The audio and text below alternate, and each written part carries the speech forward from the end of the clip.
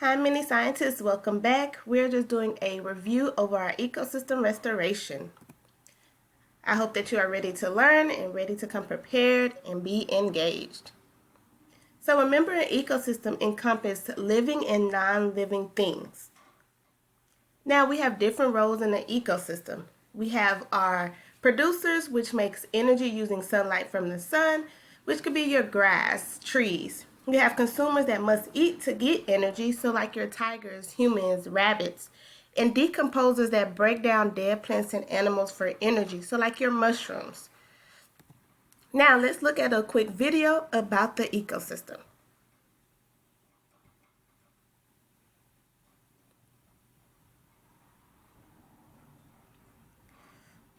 Oh, I think I felt a drop. It better not rain. I've been looking forward to the class camping trip all year. At least we got the tent up in time. Come on. Aw, Zoe, it's just a little rain. I hate the rain. It's so totally unnecessary. Oh, it's necessary. The forest is an ecosystem. It is a community of animals, plants, and other organisms that interact with their environment. Rain is a huge factor in keeping it healthy. Well, it's also a huge factor in ruining my camping trip. You tell me why it's so important. All right. Well, an ecosystem like this forest is quite the masterpiece. Things called biotic and abiotic factors work together to make sure an ecosystem survives and flourishes. What does that have to do with rain? Rain is an abiotic factor. Abiotic means non-living. Rain, sunlight, temperature, minerals in the soil, they're all abiotic factors that help the ecosystem thrive. Without abiotic factors like rain, the plants in this ecosystem wouldn't be able to stay healthy or grow. Okay, I getcha. What's a biotic factor then? Biotic means living. The plants, animals, and even the bacteria found in the forest are all biotic factors. Together, they make up the community living in the ecosystem. There's a lot going on in this ecosystem, huh? Yeah, a lot. Plants, animals, weather, bacteria, they each play a different role in helping the ecosystem. What do plants do? Plants are producers. They make food and oxygen for the animals. And animals? Animals are consumers. They eat the plants and other animals and give off carbon dioxide to help keep the plants alive. How is bacteria important? Ew. Bacteria are decomposers. They break down the dead animals and plants and turn them into minerals that help things grow. That's pretty sweet. It is. Now do you understand why the rain is so important? Yeah. Without rain, plants couldn't survive in this ecosystem. See, the rain ain't so bad after all. But I'm still hating on it, abiotic factor or not. Well, I guess the ecosystem is sort of a symphony of parts, abiotic and biotic. Rain, sunlight, and temperature are all abiotic or non-living factors that help an ecosystem survive. Plants, animals, and bacteria are all living or biotic factors. Biotic and abiotic factors work together for an ecosystem to survive and flourish. Exactly. Now check it out. Aw, and just as I was starting to appreciate all that rain. Know what though? Huh? The skies might be dry. Okay, so let's go ahead and try to complete this graphic organizer. Good job. Producers use energy from the sun, consumers must eat for energy, and decomposers break down decaying organisms for energy. Okay, we're going to go ahead and go through this question together. Now remember, as we do this question, we're going to underline, circle, notate, wipe out, and answer. The relationship between the algae and mosquito larvae is best described as. Now by looking here, I can tell you that this is a simple food chain. And so our simple food chain usually starts off with producers and move on through to consumers. Now, I'm going to underline important information. I'm looking at the relationship between the algae and the mosquito larva. I think that algae and mosquito larvae is very important, so I'm going to circle that because those are the two organisms that I'm only concerned about.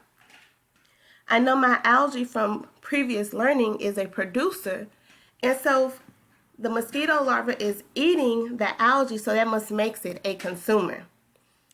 Now, we have predator and consumer. We didn't talk about predator, so no. Parasite and host, we have not went over.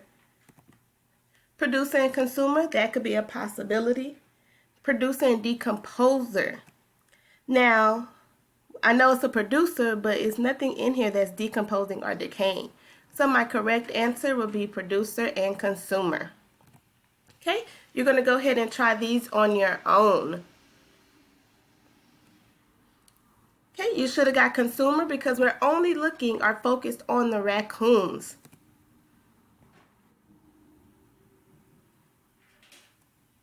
Okay, you should have received A because algae is our producer and everything in a simple food chain that follows our consumers. Okay, we've looked at a simple food chain. Let's go ahead and get started with another video. Score! Just in time for Rhinozilla's playtime. Hey, RJ. Yeah, I'm letting Rhino have some recess today. I think he sees a cricket. Go, Rhino! Get it! He's got it cornered next to that spider web. Aw, he missed. Strike one for Rhino. That spider took Rhino's food. Mia, that cricket wasn't just Rhino's food. Well, I thought crickets were a part of Rhinozilla's food chain. Doesn't that mean they're his food? Yeah, it does. Crickets are part of Rhinozilla's food chain, but spiders eat crickets too. Okay, I'm with you. Now, Rhino is an omnivore. Omni means all. Rhinozilla eats meat like the cricket, and plants too. He eats it all. Pigs and chickens are omnivores too. So are spiders omnivores? No, not spiders. Spiders are carnivores. They just eat meat. All right, so Rhino is an omnivore, the spider is a carnivore. Yet the cricket is part of the spider's food chain and Rhino's food chain. Exactly, which makes them both part of the same food web. RJ, what is a food web? A food web is a complex network of food chains in an ecosystem. It's like a web that shows how the food chains in an ecosystem are all connected. Rhino and the spider both eat crickets, so their food chains overlap. They're both part of the same food web. So animals in a food web can eat the same foods, like crickets? Yep. A food chain shows just one line of different levels of consumers, or plants or animals that get their food from other living things. But a food web is a lot more complex. Instead of just one type of producer, one herbivore, one carnivore, like on a food chain, a food web links many chains together, showing a whole ecosystem of many decomposers, producers, herbivores, and carnivores. It shows how animals and plants share food in their ecosystem. So a food chain is just a straight line of connections, but a food web is, well, a web. Right. On a food web, you can see how all sorts of animals' food chains are connected. Herbivores, like the cricket, a koala bear, a giraffe. Carnivores, like the spider, cheetahs, and lions. Omnivores, like Rhinozilla, pigs, and chickens. They're all connected on the food web. So the cricket wasn't just part of Rhinozilla's food chain. Rhino and the spider are part of the same food web, and that connects their food chains. right. Organisms like Rhino, a lizard, and the spider that share a food web are dependent on each other within an ecosystem. A food chain is simple, but a food web shows the complex feeding relationships between organisms in an ecosystem. Many organisms make up each level of a food web: decomposers, producers, herbivores, carnivores, and omnivores. You got it. But you don't got Rhino. Where'd he go? Okay, so a food web is the flow of energy. Remember, the sun is always the original source of energy. It might not always be shown, but it's the original source of energy. So I want you to go ahead and try to complete the task. You're going to do 1, 2, and 3. I'm going to do with you. Okay, so if you look here at number 3, the fill in the blanks where we're creating a food chain from this web, even though the sun is not necessarily on this food web, I started with the sun because remember, it is the source of all energy. Okay, you're going to go ahead and answer the question. Okay, you should have received the last answer because all these other ones are not in the correct order. This image shows where all these organisms are now in the correct order with the cattails, the crickets, the shrews, and the hawks. Okay, now this one was a little tricky. So I did underline some important information, which is the pin on the prickly bear. And I circled the word depend because we need to know that that organism depends on something else. Okay, so it's provide energy to consumers. Now let's go ahead and watch our next video.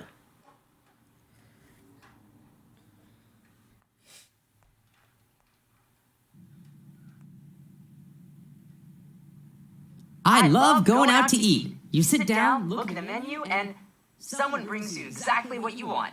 Yeah, wouldn't it be great if every time we wanted to eat it was this easy? No work, no cooking, just 1, 2, 3. There it is.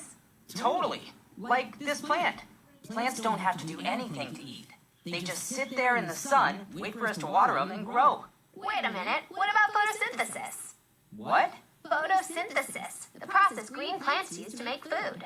They have a process? I thought they just, ate water. Not quite. They need the water, no doubt. But plants use the energy from the sun to turn water and carbon dioxide into food. Kind of like a recipe? Exactly. To make food, green plants like this one use energy from the sun to combine water and carbon dioxide and make sugar and oxygen. They eat the sugar and release the oxygen. Okay, I'll admit that does sound like more work than just ordering off a menu. Here, there are 4 main ingredients in the recipe for photosynthesis: water, sunlight, carbon dioxide, and chlorophyll. All right, Chef. I'm writing this down. We both know where plants get water, the first ingredient. Either it rains or we water the plants. Right. The plant uses its roots to drink the water up into its leaves. Veins throughout the leaves carry water to all of the plant's cells. But not only does the plant drink, it absorbs carbon dioxide too. At the bottom of each leaf are tiny holes called stomata, surrounded by guard cells. Stomata are sort of like the nostrils of the plant. The guard cells open and close the stomata so that the plant can absorb carbon dioxide from the air. Wow, a plant's job is harder than I thought. It's true. Now, so far our plant has water and carbon dioxide. Once those 2 ingredients find their way to the chloroplasts, we're really cooking. Chloroplasts? Yeah, chloroplasts are sort of like the plant's kitchen. Chloroplasts are where the plant stores chlorophyll and where photosynthesis takes place. The plant uses its chlorophyll to absorb sunlight. The chlorophyll uses the sun's energy to cook the water and the carbon dioxide. When the recipe of photosynthesis is complete, the plant has made sugar and oxygen. Wow, and that's the oxygen in the air we breathe? Right. Huh. Photosynthesis is way cooler than ordering food off a menu. Photosynthesis is one of the coolest processes scientists know about. So, plants use photosynthesis to turn sunlight, water, and carbon dioxide into sugar and oxygen. The oxygen is used by other living things. And for us, that's quite the breath of fresh air. Sounds like you're singing a different song now that you know plants don't have it as easy as you thought. That's for sure. Photosynthesis sounds like hard work. It does, and you know what? What? Okay, so let's go ahead and get started. So we're looking at photosynthesis, and we know that photosynthesis is from our producers. Producers make their own food using sunlight, water, and carbon dioxide. Now, if you look here at this image, this just shows the order for photosynthesis. So remember, water starts off in the roots. Your water, carbon dioxide, and sunlight is all things that are taken in, and things that are produced out are your oxygen and glucose. Okay, which organism makes its own food through the process of photosynthesis? Good, producer. Go ahead and answer the question. You should have got oak tree. Water, good job. So we look at some changes in our ecosystem, and one of the main ones we looked at was invasive species. So what makes a species invasive? Good, moving to a new ecosystem and taking resources from the natives. Go ahead and answer your question. Good job. Remember, invasive species is not only just actual animals, it can be plants as well. And another question for you. Good, the moss will have to compete for food. Good job, mini scientists. Please make sure to go ahead and finish up your video, and you will receive your bonus points, which you will be able to see by Sunday on Illuminate.